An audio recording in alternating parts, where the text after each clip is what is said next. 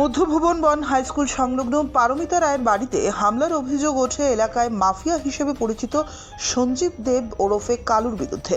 পুলিশে অভিযোগ জানানো সত্ত্বেও এখনো কোনো ব্যবস্থা না নেওয়ার অভিযোগ। উল্টো পারমিতার স্বামীকে গ্রেফতার করে পুলিশ। বাধ্য হয়ে আজ আবারও পশ্চিম মহিলা থানার দ্বারস্থ হন পারমিতা রায় এবং সংবাদ মাধ্যমের সামনে ঘটনার বিস্তারিত তুলে ধরেন। মধ্যভুবন হাই স্কুলের সামনে ঘটনা। আমার বাড়ি আজকে হয়ে গেছে মানে 5-6 বছর হয়েছে বাড়িটা করছি, কিন্তু কালু মাফিয়া হে জাগার দালালি করে।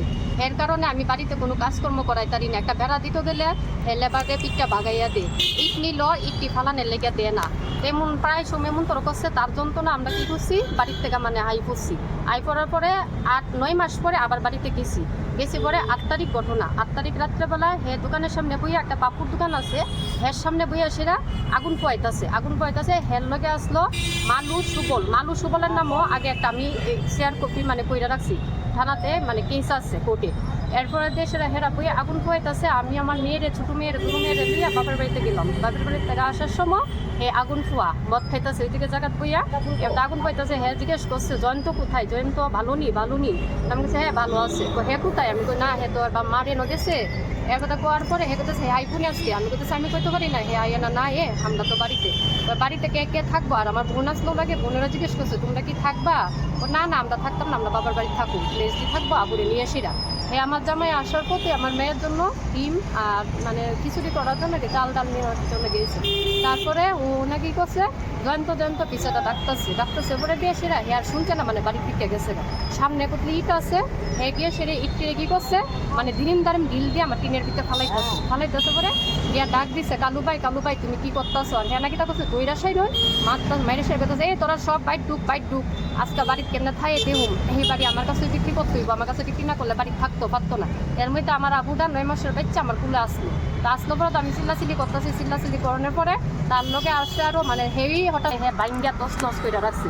কইরা সেইটা লাস্টে দিয়া হ্যাঁ কেরাসিন লইয়া সেটা হ্যাঁ ঘরের ভিতরে আগুন লাগাই দিব। এই জায়গাতে আমার বোন আসলো, আমার জামাই আসলো, আমার ভাই আসলো, তারা গাও হ্যাঁ কেরাসিন লাগাই দিব। এরপর পুলিশ তারা করছে সহযোগিতা করছে। পুলিশ যাওয়ার পরে রান্না চ্যাটার্জি তাইনে যাওয়ার পরে গিয়ে সেরা তারা আটকে রাখছে। 8 তারিখের পরে তারই দুষ করছে, তারই কিতা করছে। আমার জামাইটা নিয়ে সেরা আবার লকআপে ঢুকাই সেরা। আমি তো খুব কষ্ট পাইছি কতদিন। আমার বাচ্চা একটা 9 মাসের, না আমার বড় খাওয়ান আছে, মাইয়া একটা ক্লাস 11-এ পড়ে, না মায়াটা স্কুলে যাইতে পারে আইতে পারে না, আমি ওখানে কোনো কানে থাকতে পারে। আমার বাড়ির ঘরের ভিতরে সব জিনিসপত্র আমি বাড়ি তো তারা যন্ত্রণা ঢুকতে পারতাছি না। হে অক্ষণোক্তি কেড়ে বাগাত। আমি আজকে 8 তারিখের থেকে কতদিন ধরে ঘটনাটা চলতেছে।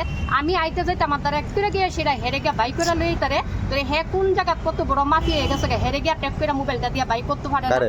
এই কালু দেব হ্যাঁ ভালো নাম সে সঞ্জিত দেব। হ্যাঁ ময়লা খালা মদ বিক্রি করে আর জাগার দালালি করে, জাগার মাফিয়া কইলে হেরে সবই চিনি। আর হের বিরুদ্ধে কি আরো লোক আছে, কার্তিক দেব, এফদা সুবল, মালু, বড়ুয়া আর নিদু দেব। তার সব হে তারা লিয়ে তারা খাওয়াইতেছো, তারা লিয়ে ঘুরতেছো।